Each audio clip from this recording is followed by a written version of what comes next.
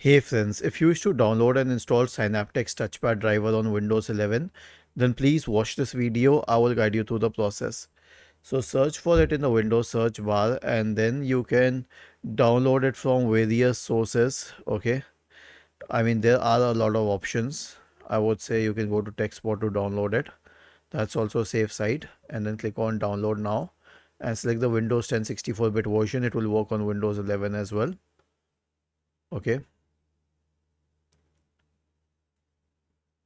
Click on this option here and then click on open corresponding to the CAB file. Okay.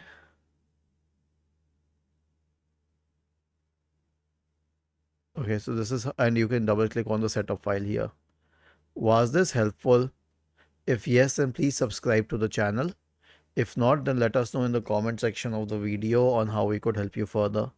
Thank you for watching this video and have a nice day.